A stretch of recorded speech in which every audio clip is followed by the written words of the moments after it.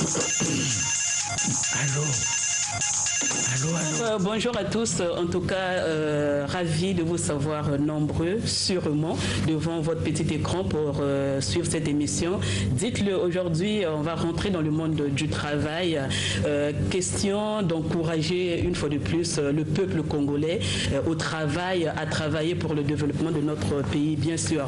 Et pour parler de ce thème, je suis aujourd'hui avec M. Serge Antoine Youkou, qui m'avait faussé compagnie entre-temps, parce qu'il a été promu, c'est vrai que c'est pour le travail aussi, hein, que Serge Antoine Youkou est maintenant conseiller municipal.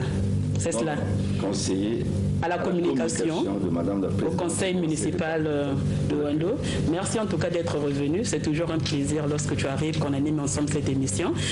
Et donc, pour parler du travail, disais-je, nous avons sur ce plateau, à ma droite, Monsieur Dave Mafoula. Monsieur Dave Mafoula, il est le président du mouvement des jeunes pour le changement. Monsieur Dave, qui est congolais de la diaspora, comme on le dit vulgairement. Et puis, au milieu, il n'est plus à présenter, hein, Monsieur Léon Juste Ibombo, président du M2NR. Chargé de communication. Aujourd'hui, ah oui, chargé de la communication du M2NR. Voilà. Aujourd'hui, je l'ai bien dit, parce qu'avant, je disais MNR. Merci. Monsieur Léon Juste Ibombo, on vous dit particulièrement merci parce qu'il revient aussi du travail. Il était à Kinkala et hier, tard dans la nuit, lorsqu'on l'a eu au téléphone, il a dit non, comme il s'agit de travail, je serai là. Et puis, nous avons monsieur Dominique Mongo Ebata. Il est membre du MJC et on l'a reçu dans cette émission, on le reçoit dans cette émission en tant que juriste en droit public. Donc, il va essayer de nous orienter puisqu'on va parler du monde du travail. En tout cas, merci d'être venu et nous allons donc parler de ce sujet. Mais un tout petit peu l'historique du travail puisque nous sommes au mois de mai. Le 1er mai, nous avons fêté la fête du travail. Monsieur Dominique, on peut dire quelque chose là-dessus? D'abord, je commencerai par vous remercier de m'avoir reçu sur ce plateau de Télécongo. C'est un honneur. Alors, il faut partir d'une distinction qui est très simple. Quand on parle du travail, c'est un peu général. Mais encore faut-il parler du travail dans la fonction publique et du travail dans le secteur privé. Alors, le secteur public, qui est régi par la fonction publique, découle d'un statut général auquel est soumis tous les travailleurs qui ont la qualité de fonctionnaire.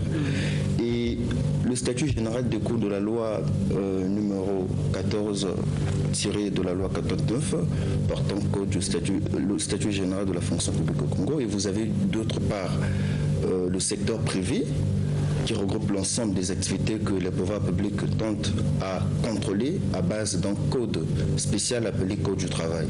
Alors, pour un petit briefing historique, nous avons par exemple la loi 45/75 du 15 mars 1975 instituant un code de travail de la République du Congo qui regroupe tout le secteur privé.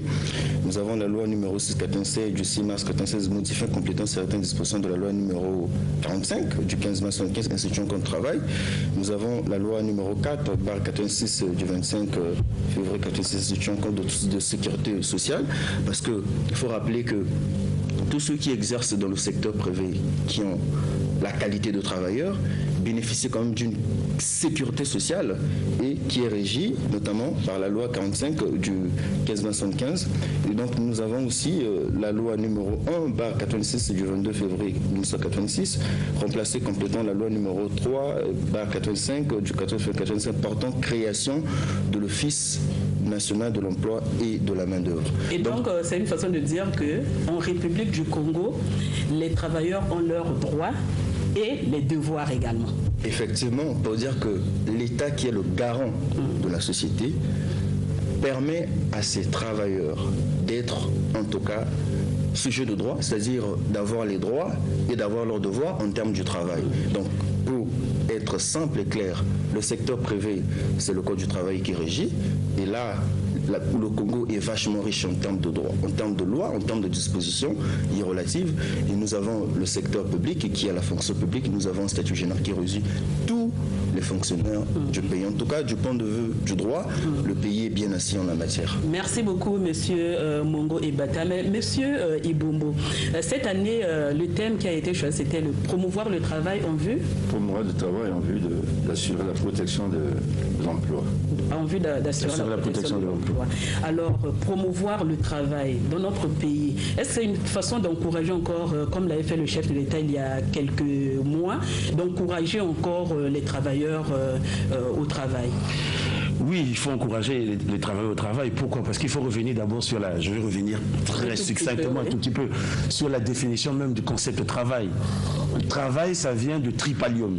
Ça vient du latin tripalium qui veut dire un instrument de torture. Et le travail dans l'Antiquité grecque était s'opposer à l'activité intellectuelle. C'est-à-dire que quand on parlait du travail, c'était essentiellement quelque chose de manuel, quelque chose de manuel, de difficile. Et au niveau de la conception judéo-chrétienne, le travail correspond à une malédiction. Parce que dans la Bible, pour les chrétiens, c'est une punition divine. Parce qu'il est dit que tu travailleras, que tu mangeras à la sueur de ton front. C'est-à-dire le travail, c'est le fruit d'un labeur. C'est un exercice qu'un humain doit accomplir pour vivre certainement sa citoyenneté, son humanité. C'est-à-dire que s'il n'y a pas ce travail, le citoyen ne peut pas s'affranchir de la société. Donc, en regardant ces deux définitions, disons la définition de l'Antiquité grecque et la définition judéo-chrétienne, on se rend compte que le travail maintenant est un moyen de socialisation de l'homme. Parce que si tu ne travailles pas, tu ne peux pas manger. Et si tu veux manger, tu es obligé de travailler. Donc quand le président dit qu'on doit travailler, parce qu'on ne peut pas prétendre manger si on ne travaille pas, si on n'exerce pas quelque chose, une force sur la nature. Donc il y a cette conception qui est d'abord majeure, qui est d'abord fondamentale. Et je voudrais revenir aussi à une citation. On dit toujours, au Congo, on l'a souvent dit, on a besoin de l'électricité, mais on ne produit pas cette électricité. Comment est-ce que vous voulez avoir de l'électricité si vous ne travaillez pas? Maintenant, regardons, pourquoi est-ce qu'on nous demande de travailler davantage? Et c'est parce que le Congolais est trop paresseux et tout. Parce que depuis là, le président a exhorté une fois de plus les Congolais au travail. Et cette année, on a encore exhorté les travailleurs à promouvoir le travail. Est-ce qu'on s'est rendu compte que le Congolais ne travaille pas assez? Oui, moi je pense que le Congolais ne travaille pas assez. Je l'ai déjà dit ici. Je pense qu'à côté, parce qu'il faut toujours faire ce qu'on appelle les études comparatives. Nous avons un juriste ici, nous avons un politique ici. Il faut toujours faire ce qu'on appelle des études comparatives. Et quand on fait une étude comparative dans un pays comme le Gabon, pour parler de leur révolution, parce que je donne pas de l'émergence, comment est-ce qu'on va aller à l'émergence si on commence à travailler à 8 heures, disons 7 heures, et on termine le travail à 14 heures? On devrait travailler à quelle heure? On devait travailler comme partout ailleurs, dans tous les pays, là où qui aspirent à cette modernité. Au Gabon, on travaille 2 temps. En Europe, les enfants vont à l'école le matin, ils rentrent à l'école en fin d'après-midi, c'est-à-dire à 4 heures. Au Congo, donc on ne travaille pas assez. Comme on ne travaille pas assez, on ne produit pas assez. Comme on ne produit pas assez, on ne crée pas la valeur ajoutée. Donc ce qui fait que nous devons commencer d'abord à révolutionner les textes que nous avons vus, à commencer à révolutionner d'abord ces textes.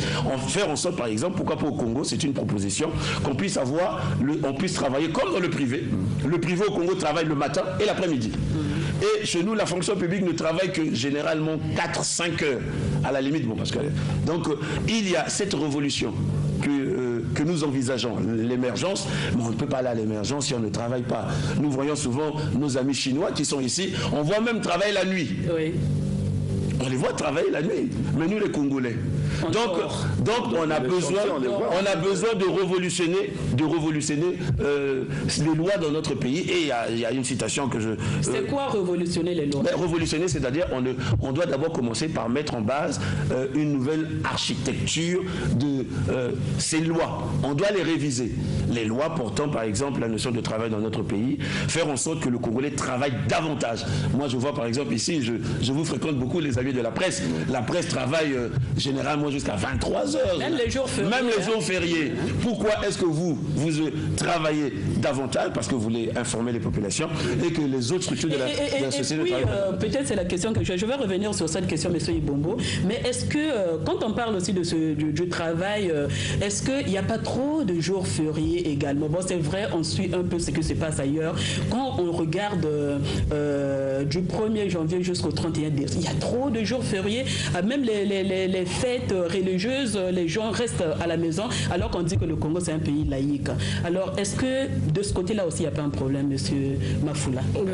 Déjà, merci, mais je pense qu'il n'y a pas de parallèle à faire entre la laïcité et le travail.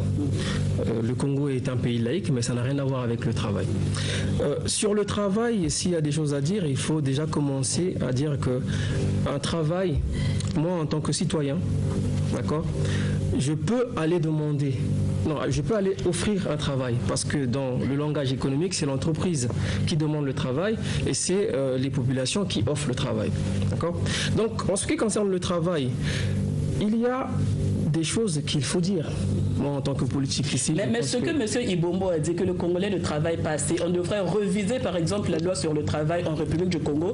Je vous ai présenté tout à l'heure comme Congolais vivant à Paris, donc Congolais de la diaspora. Au niveau de Paris, par exemple, vous pouvez peut-être apporter votre expérience.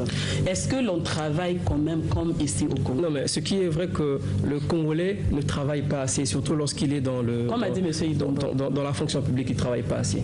Parce que moi, personnellement, ça m'est arrivé en 2014, j'étais ici, je suis allé faire mon livret. On m'a demandé de venir à 8h. La carte nationale d'identité. Voilà, on me demande d'arriver à 8h. Je suis là à 8h, on me reçoit à 13h. Et on me reçoit pour me dire quoi? On me reçoit pour me dire, reviens demain. Vous voyez? Donc quelqu'un qui est là, qui a déjà trouvé un travail. Et les passeports, n'en parlons pas. Et qui ne fait pas ce travail-là, moi je pense que oui, là les autorités publiques ont quelque chose à faire. Donc s'il faut réviser les lois, bon oui, on va les réviser, mais le problème c'est pas les lois, c'est l'applicabilité de ces lois.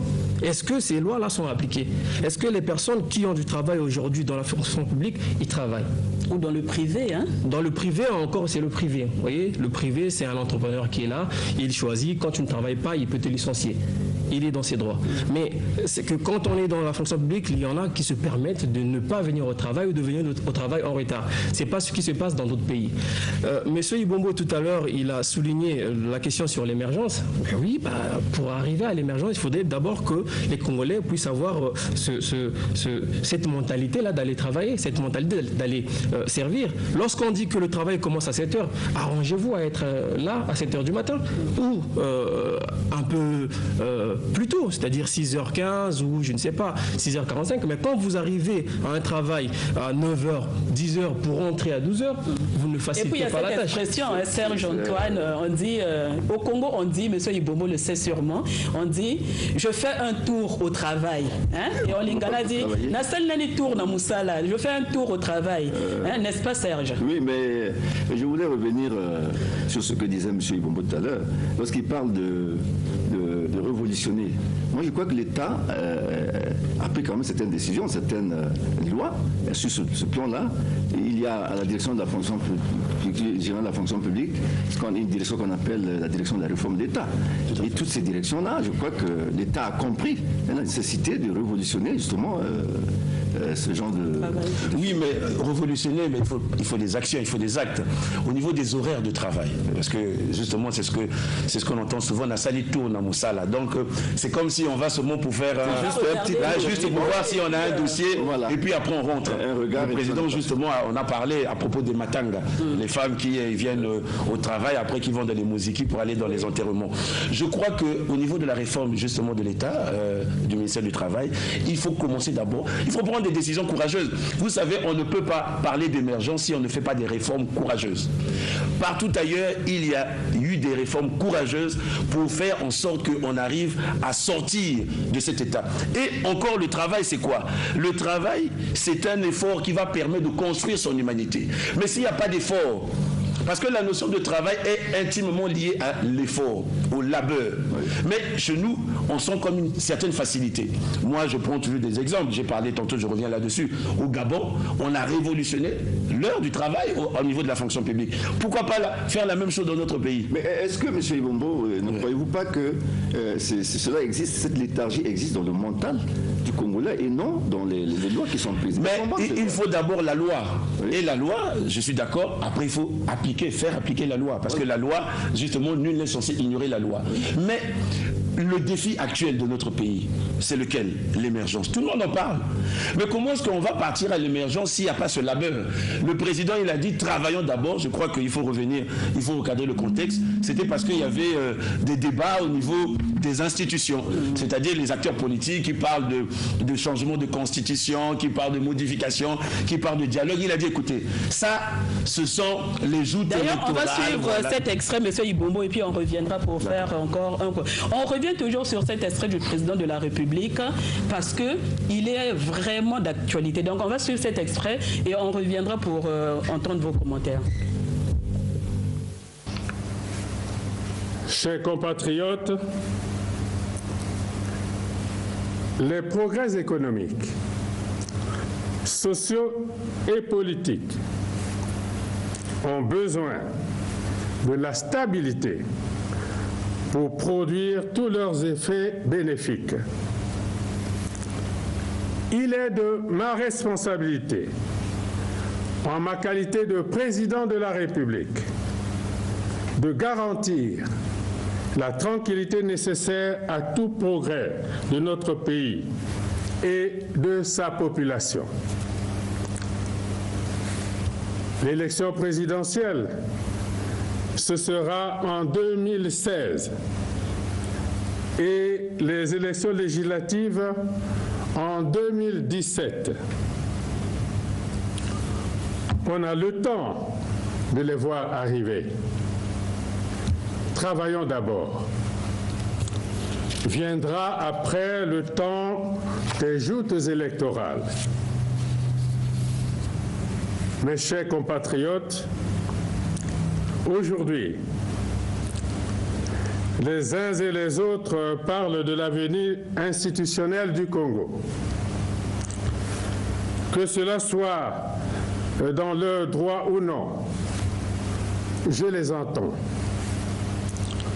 Je suis heureux qu'à ce sujet, un débat sain et responsable se soit instauré, que des opinions différentes et divergentes s'expriment librement.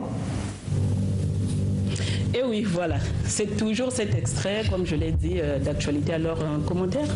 Oui, le président incite les populations au travail. Les Congolais, ses compatriotes. Voilà, c'est très bien. Mais moi, je voudrais savoir une chose. On parle de quel travail?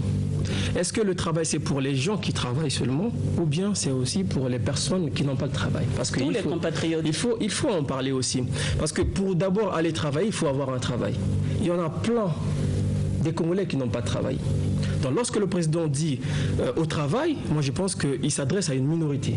Parce que lorsqu'on parle du taux de chômage, s'il faut regarder le Congo, on est vraiment haut. On est très haut, donc ça veut dire que la majorité de la population n'a pas d'emploi, ne travaille pas.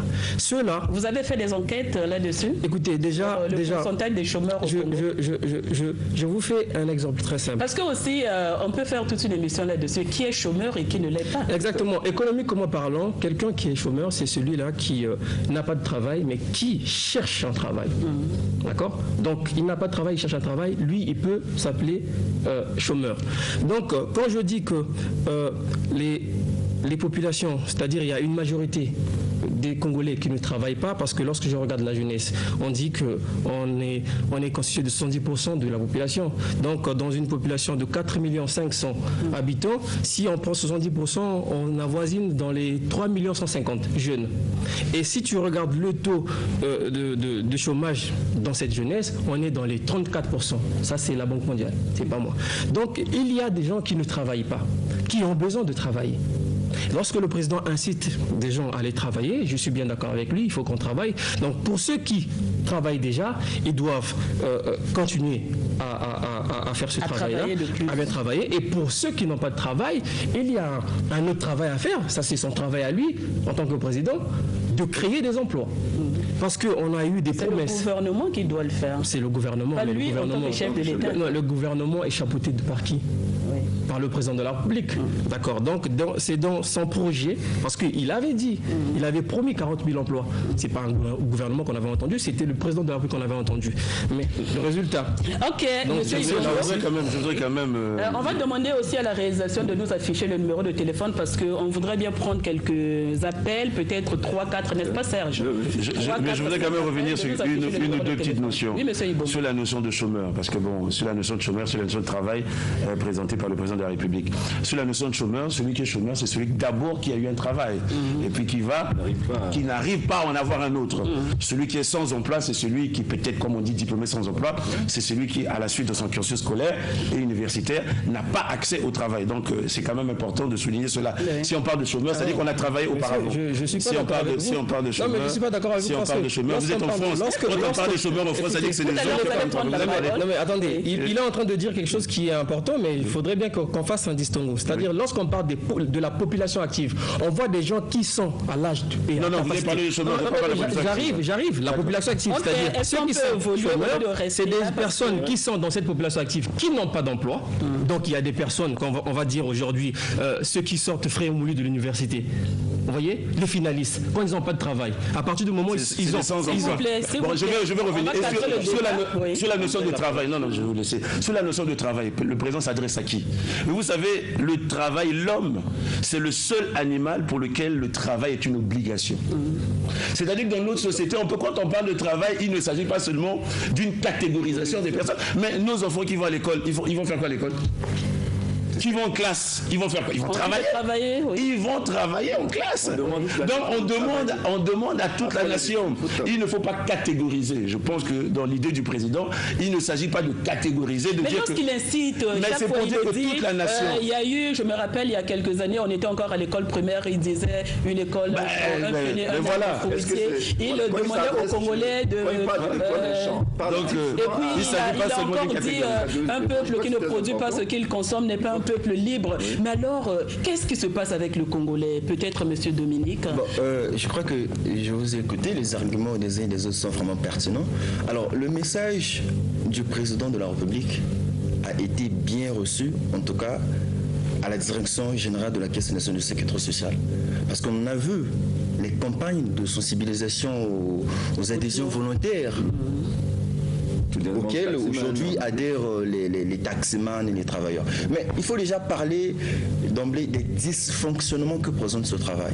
Parce que lorsqu'un président de la République appelle au travail, ça veut dire qu'il porte à cœur le travail, Mais déjà, puisqu'il est encadré des techniciens qui l'accompagnent, on a parlé du gouvernement et autres, mais j'aimerais bien m'articuler sur les dysfonctionnements que présente le travail, notamment dans le secteur privé. Alors, entre autres quoi, les dysfonctionnements? D'abord, il faut d'abord aller à la base. Quand une personne est recrutée, la première des choses, c'est signer un contrat de travail. C'est seul le contrat de travail qui détermine les relations entre employeur et employé. En ce moment, dans la mesure où la signature du contrat de travail est effective, alors toutes les dispositions, toutes les règles qui relèvent du code du travail s'appliquent. Mais qu'est-ce que nous constatons? Il y a bien ceux qui, étant recrutés à la fonction publique, étant recrutés dans le secteur privé, dans une entreprise, mais qui n'ont pas signé un contrat de travail. En ce moment-là, on va prendre quelques coups de fil, les 2, 3, et puis allô? Oh là là, il est parti. Vous m'excusez, vous pouvez appeler à ce numéro-là, et puis, s'il vous plaît, on prend au moins 3 appels, et puis... Allô? Allô? Bonjour, on vous écoute. Oui, allez-y, s'il vous plaît.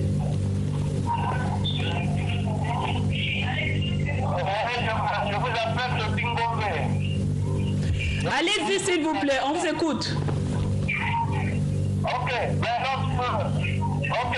lorsque le président dit travaillons d'abord, c'est conjugué à la première personne du pluriel. Donc, de tout le monde. Il n'a pas dit que c'est une seule personne ou encore tel genre de personnes qui doivent travailler. Lui aussi, y compris. Voilà. Donc voilà l'éclaircissement que je voulais apporter à notre frère qui a pensé que non, il a dit que pour certaines personnes. Merci beaucoup. Merci et bon week-end à Ngombe. Merci. Je crois qu'il a compris. Voilà, c'est à Ngombe, il dit, c'est à la première personne du pluriel, donc c'est tous les Congolais qui doivent travailler. Merci pour tous les frères qui nous suivent de Ngombe. Ngombe, merci. On va prendre un autre téléspectateur. Allô? Oui, allez-y, vous êtes en direct. On vous écoute. Bonjour. Bonjour. On vous écoute. Oui, je voulais répondre sur le monsieur. Je voulais répondre au monsieur qui avait parlé avant. Quand le président Sassou a dit que notre travail d'abord, c'est qu'on a tout le monde, tous les Congolais de travailler. Même celui qui fait l'électricité, il travaille. Même celui qui monte sur la poteau de courant, il travaille. Oui, il y a ceux qui n'ont à l'école à Patara, CM2. À ceux qui travaillent, le monsieur là, il parle. Le monsieur qui parle. Tout le monde travaille dans le bureau. Ok, merci beaucoup et bon week-end à vous. Merci pour l'éclaircissement. Merci, voilà. Mais je crois que c'est ce qu'on a dit également dans cette émission. Appelez, dites votre mot sur le travail. Alors, on voudrait savoir, par exemple, au lieu où vous travaillez, est-ce que le travail marche vraiment? Est-ce que les gens arrivent à temps et ils remplissent leurs tâches? On a parlé des lenteurs administratives, c'est parce que ça ne marche pas. Lenteur, vous voulez faire un passeport, même quand le président de la République a dit qu'il y a des papiers qui devraient être gratuits, mais qui deviennent encore très difficiles pour s'en procurer. Oui, monsieur Ibo. Oui, mais moi j'ai vu, nous tous nous avons vu. Moi, le passeport aujourd'hui, bien suivre les médias. Le permis de conduire, il faut attendre 1 année, 2 ans, alors que vous avez déjà passé votre permis à l'auto-école. J'aime bien suivre les médias. Nous avons vu le président de la République faire une descente dans une administration. Je ne vais pas citer le ministère. Il a fait une surprise. Il a fait une surprise. Justement, pourquoi? Parce qu'on sent cette lenteur. Mais est-ce que le Congolais veut qu'il ait toujours derrière lui la Chine? Mais je crois que le Congolais a besoin. Non, je pense qu'il faut d'abord. Il y en a qui vont jouer les cartes au bureau. Il y a des responsables. Il y a les ordinateurs dans les bureaux, mais ils vont jouer au jeu de. Comment on appelle ça? Jeu des ordinateurs. Oui, mais il y a des responsables. Il y a des responsables qui ont été commis à la tâche. Je crois que c'est à ces responsables-là de faire en sorte que leur structure fonctionne bien. On a vu le président descendre dans une administration, là où il y avait la saleté, là où il n'y avait personne. Mais est-ce que c'est au président de la République de descendre dans une administration pour savoir si les gens arrivent au travail à 7 heures? Je sais que quelques années auparavant, il y avait une devise 7 heures au travail et non 7 heures de travail. Donc, il nous faut révolutionner nécessairement notre manière de concevoir la notion de travail. Parce que là, le travail a une notion aussi forte. Le travail a une notion de socialisation, mais aussi d'humanisation. De cette émission, on voudrait quand même, puisqu'il ne nous reste pas beaucoup de minutes, qu'est-ce qu'il faut faire pour... Il faut commencer d'abord au niveau de la fonction publique. Au niveau de la fonction publique, à revenir à un système de 2 temps. Travailler le matin, travailler l'après-midi. Alors dans ce cas, il faut revoir aussi les salaires des fonctionnaires. Non, les salaires sont revus quand même. Il y a quand même un effort. Non, je ne rentre pas dans ce débat. Il y a quand même un effort. Mais moi, je veux dire, il faut d'abord qu'on produise. On ne produit pas assez. Comme on ne produit pas assez, on ne dompte pas notre société. On ne dompte pas notre pays. On ne dompte pas la nature. Alors que le but du travail, c'est de dompter la nature. C'est de l'assujettir. Quand on voit tous les milliards que le Congo dépense pour... Mais si ça doit partir en Chine. Si ça doit partir en Chine, ça ne sert à rien. Combien d'argent l'État déverse-t-il pour des importations? Mais si ça doit repartir en Chine, ça ne sert à rien. Voilà. On voit par exemple au niveau de l'agriculture. Cadrons le débat. Monsieur Ebata, vous êtes je reviens sur la première question et je reviens sur la première question pour dire qu'il faut inciter les travailleurs, tant du secteur privé que public, à faire preuve de déontologie et de l'éthique. Ça, c'est très important. Parce qu'aujourd'hui, si vous allez dans une administration, on vous reçoit comme un juif dans un camp de concentration. Et ça, c'est grave. Alors, on fait du bureau de l'État, de l'administration publique, je ne sais pas, sa chambre ou bien son salon de la maison. À ce moment-là, les pauvres citoyens, les particuliers qui arrivent, même pour une petite signature, on les reçoit comme si on recevait les animaux. Et c'est ça, c'est même cette gérontocratie qui est à la hauteur de tout ça. M. Ibombo, est-ce que vous pensez que c'est l'État qui a une certaine faiblesse ou alors c'est des gens qui sont commis à des tâches qui n'arrivent pas à remplir? Je réponds simplement, les deux. La faiblesse de l'État, c'est au niveau du texte. Il faut révolutionner les textes. Et les commis à la tâche, ils ne font pas leur boulot. Parce que quand et comme ils ne font pas leur boulot, que le président les sanctionne, qu'il les vire, je ne sais pas, qu'on trouve d'autres personnes. Oui, mais parce que nous sommes dans un système là où les grands administrateurs sont nommés par décret. Là où sont nommés par décret et quelques autres sont nommés par des arrêtés. Écoutez, celui qui a le pouvoir du décret, c'est-à-dire le président de la République, qu'il sanctionne celui qui a le pouvoir de nommer, de faire des arrêtés. Une question, parce que vraiment, M. Ibombo, il ne reste pas beaucoup de temps. Moi, je la pose à M. Dave Mafoula, parce qu'il est économiste aussi. C'est vrai, il est politologue, mais économiste aussi. Politique, puisque vous avez un mouvement politique.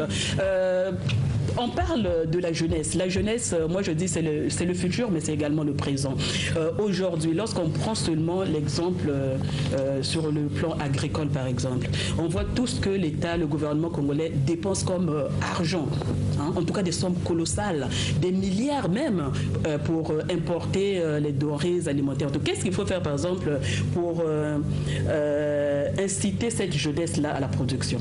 Bon, déjà, l'État congolais devrait d'abord produire. La production. D'accord? Quand nous parlons... L'État devrait produire. Non, mais quand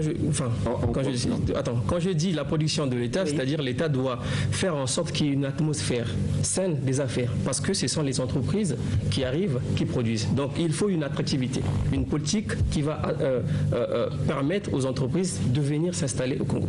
D'accord? Donc lorsque nous parlons de ces entreprises-là, il faut regarder quels sont les éléments que les entreprises regardent bien avant de produire. On regarde d'abord la main-d'œuvre, on regarde les infrastructures, on regarde l'énergie, c'est-à-dire l'électricité. C'est ça, on regarde aussi la stabilité politique. Parce qu'une entreprise, quand elle arrive pour s'installer sur un territoire économique, elle a besoin d'une pérennisation de son entreprise. Donc moi je pense que le gouvernement, pour créer de l'emploi, parce que nous parlons du travail, tout le monde ne travaille pas. S'il faut revenir un peu là-dessus, ça veut dire que lorsqu'on travaille, il faut qu'on ait une rémunération. Il faut aussi qu'on parle de cette rémunération. Combien gagne un Congolais aujourd'hui? Et quand je parle de pouvoir d'achat, M. Ibombo tout à l'heure, il a dit que le revenu a été revu en hausse, mais ça ne sert absolument rien à augmenter le revenu lorsque vous n'avez pas de pouvoir d'achat, lorsque vous ne produisez pas. Parce que quand vous augmentez le revenu, il y a une sorte de masse monétaire qui est là. Et vous ne produisez pas, vous êtes obligé de faire de l'importation. Okay. Et cette importation... on va prendre un téléspectateur. Allô? Il est parti. Monsieur Ibombo voulait également dire, moi, franchement, aujourd'hui, on sait que le secteur informel, tout le secteur informel est aux mains des étrangers. Je repose la même question, monsieur Ibombo. Comment inciter la jeunesse à s'approprier du secteur informel, par exemple? Parce que quand le président de la République dit un peuple qui ne produit pas, ce qu'il consomme n'est pas un peuple libre. Il faut inciter la jeunesse à la production. Comment inciter cette jeunesse à la production? Quand on prend dans le domaine de l'agriculture, l'élevage, le commerce, les petites et moyennes entreprises. Il faut ce qu'on appelle déjà valoriser le travail. Vous savez, en France, il y a une notion qui fait valoriser le travail. Il sort de la France, il connaît bien. La personne qui met les produits sur les étalages, on appelle technicien de surface. Il faut valoriser le travail par l'emploi, valoriser l'emploi au Congo. D'abord au niveau de l'appellation. Au lieu de dire, par exemple, sentinelle, on peut dire gardiennage. C'est-à-dire qu'il faut trouver des formules pour valoriser le travail. Ça, c'est de la politique. Mais non, c'est pas de la politique, c'est important. On a besoin de changer l'appellation de quelqu'un. Quand vous parlez de technicien de surface, c'est quelqu'un qui fait le ménage, en fait, par exemple. Mais c'est différent. On a besoin de ça. On ne valorise pas le travail avec les noms. Je donne le piste. On valorise le travail avec... On va vous donner la parole. Je donne les pistes de solution. Je donne les pistes de solution. Il faut commencer d'abord à valoriser le travail. Et de deux, au niveau du secteur, par exemple, informel. Bon, moi, je sors d'une campagne de sensibilisation sur la corruption dans le département du Poul. Vous savez, au niveau du commerce, il y a des textes qui existent. Il faut seulement qu'on les applique. Pourquoi est-ce qu'on ne les applique pas? Il y a un commerce dans notre pays qui est réservé aux Congolais, que les expatriés n'ont pas le droit d'user.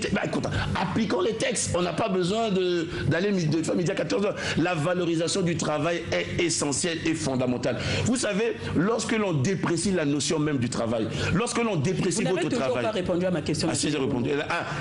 Pour valoriser la jeunesse. Qu'il faut-il faire réellement pour valoriser? Il faut il y a un ministère en charge de l'emploi, de la formation qualifiante. Il faut que ce ministère puisse valoriser la notion de travail, la notion de la formation. Si on ne la valorise pas, si on ne fait pas, comme on dit, une bonne sensibilisation, comment s'approprier du secteur informel? Mais c'est par la valorisation, pour dire que la personne qui fait le SAP-SAP, c'est un travail. Parce que chez nous, ici, on considère que la personne qui fait le SAP-SAP, c'est pas un travail. Notre maman qui vend le coco, ce n'est pas un travail. Non, c'est faux.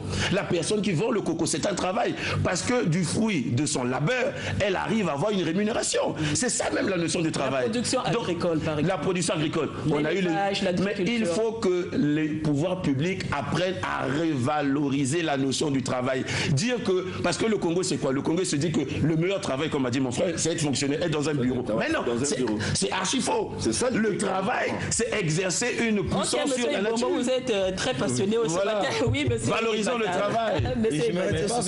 Mais si, ça commence par là. Oui. Ce n'est pas la jeunesse qui est incompétente, en fait. On n'a pas dit ça aussi. Voilà. Et donc, je pense que la jeunesse, elle est bien qualifiée, elle est formée. Alors, rendre active la jeunesse dans ce qui concerne le travail, c'est d'abord par la formation. On va savoir que la jeunesse, elle est formée. Vous regardez par exemple des jeunes étudiants qui sortent des écoles de formation comme ENES, mais qui ne sont pas toujours recrutés. Vous avez des jeunes qui sont des écoles de formation mais qui ne sont pas recrutés. À ce que les jeunes puissent s'approprier du travail. On revient sur le mot, c'est la valorisation du travail. Mais voilà. La jeunesse, on veut sortir de ce gouffre-là. Et la jeunesse, c'est demain. Je vais prendre un exemple très simple. Excusez-moi, une seconde.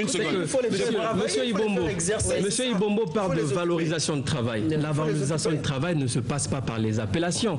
Pour valoriser le travail, ce sont les conditions de travail. Dans quelles conditions travaillent les jeunes, par exemple? D'accord? Je prends les gens qui travaillent avec les Chinois, les Congolais qui travaillent avec les Chinois. Ils ont un travail. Valoriser ce travail, ce n'est pas changer l'appellation. Valoriser ce travail, c'est dire que voilà, combien gagne un Congolais qui travaille avec les Chinois? D'accord? Il gagne peut-être 2000 francs par jour. On regarde le coût de la vie de ce Congolais-là. On se dit non, pour valoriser ce travail, il faut lui ajouter peut-être 1000 francs, 300. Ça, c'est la valorisation du travail. Mais c'est pour recadrer M. Ibombo quand il dit valoriser un travail. Il prend l'exemple d'un technicien de surface, il dit que voilà, celui qui met les étiquettes, on l'appelle. Non, ça, c'est pas valoriser le travail. On ne peut pas valoriser le travail pour les mots. S'il vous plaît, il faut valoriser le travail. Donnez-moi la parole, s'il vous plaît. Je cadre le débat parce que vous tous, vous êtes passionnés ce matin. Je crois que lorsqu'on fait ce genre d'émission, c'est pour aller de l'avant. Hein? Sortir d'ici, même ceux-là qui nous suivent à la maison, mais oui, en fait, ce qu'ils ont dit, on peut faire ceci. Moi, j'ai posé une question très, très importante, je crois. Moi, je me dis, la jeunesse, on compte sur la jeunesse. La jeunesse, c'est demain. Lorsque le chef d'État se plaint, hein, il se plaint tout le temps. Moi, je me rappelle, depuis que j'étais à l'école primaire, il se plaint tout le temps. Un pionnier, un arbre fruitier, c'est parce qu'on voudrait quand même qu'à l'école, qu'il y ait des arbres fruitiers. Une école, un champ. Peut-être demander aussi à la famille d'avoir un petit champ derrière la maison pour l'autosuffisance alimentaire. Un peuple qui ne produit pas ce qu'il conçoit. Qu'est-ce qu'il faut faire pour que le Congolais produise?